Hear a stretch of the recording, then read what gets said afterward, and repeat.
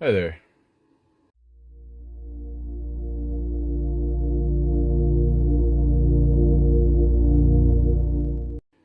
So, Alex from over at Statements by Alex kind of put a virus in my head about THC and how she doesn't feel that I can do my job as effectively when under the influence. I don't know. I would say that my connection with Source is like 50 times stronger, but the mental fortitude that you need for getting through extensive dialogue and some of the things we talk about does require a little bit more clarity. So I was sitting with that for the last couple days, just maybe push it a couple more hours until the first bowl, or variations of that, maybe go a whole day. And I noticed, like, maybe once I got over like the sadness of not being high, I was actually more connected to things, more involved. Just once I got in my flow, I didn't notice not being high. It was just me, which is cool. And it helps me organize my thoughts for the videos. So, but I was gonna skip 420 today, but I'm actually kind of like more excited to partake in 420, and we're almost there. Got a couple minutes left.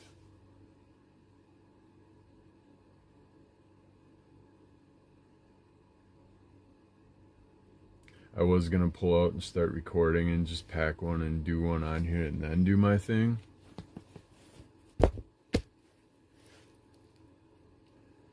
But I think today, in honor of Alex, I'm going to skip 420 and let's just get on with the reading. I want to talk today about the art of stealing someone's sovereignty. Part of the path to awakening is that we discover our own sovereignty. We discover that our sovereignty has been stolen from us and almost kind of held hostage, where you need to know what you got to do to get it back. And a lot of times the system that you're in doesn't provide the clear out or the guidance for that. So I wanted to talk about the art of stealing someone's sovereignty as an art, because we all do it, even subtly, in conversations, everyday interactions. Usually someone's sovereignty is taken, like by narcissism or withholding of love, or whatever we do to each other. We always try to control each other and manipulate and to achieve what we want.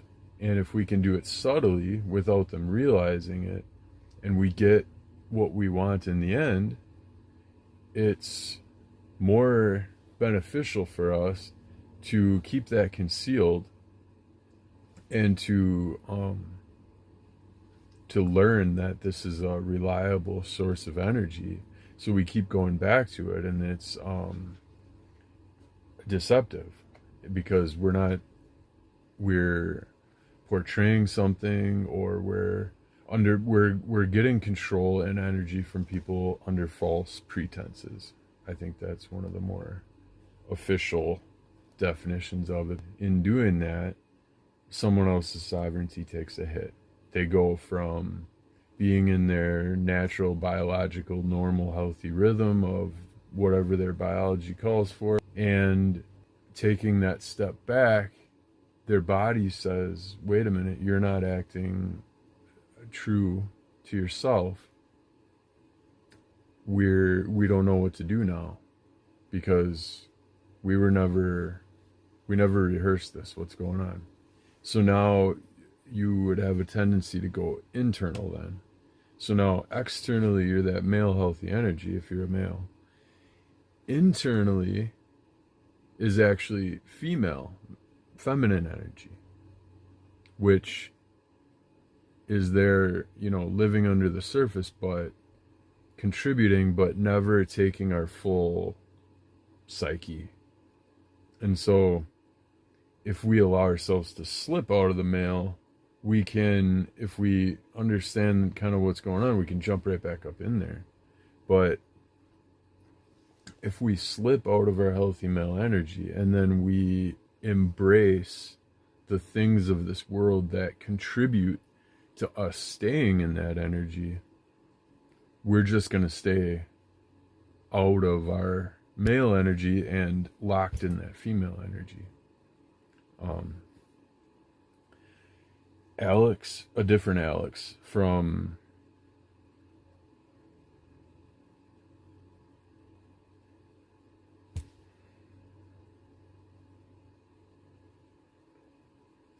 Alexandria Francesca has a YouTube channel, and she goes in depth on this, what those energies look like, and has a full video and multiple videos on this. And so now this video is going to be more on the male oriented side. So for the female audience, I would recommend go over to her channel and check out her videos, because very tremendous stuff. Even for a guy learning from her, it's not only female stuff, but it's very informative stuff. But understanding the male side of it was that certain behaviors are indicative of being outside of your healthy male energy, or being inside of your unhealthy, disordered, dysfunctional female energy. And it's the reason I say that is not just because it's female. It's disordered and dysfunctional and not right because it's a confused energy. It's a feminine energy in a male body. They don't know, it doesn't know how to act. So you would tend to take on tendencies of, well, I'll just let Alex explain that one to you. I mean, I know him, but I would really have to dig, and in order to get anything concise, and her videos are very concise. So we'll get back into stealing someone's sovereignty, more on kind of the male, more from the male side. So anytime our forward momentum is stopped or slowed, that thing is stealing our sovereignty. Part of awakening is the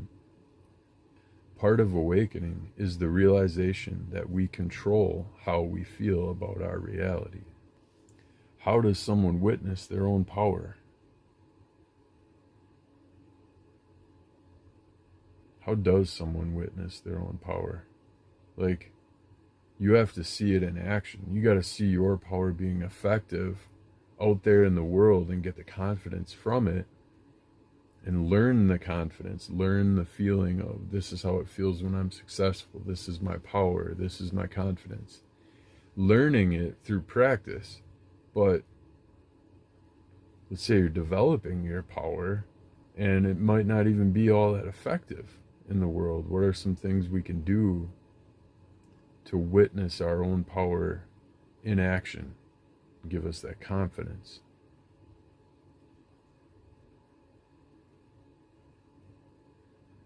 When we doubt our power or think someone else is stronger, we tend to give our power over and reverence over to them. This happens across genders, causing disordered energies.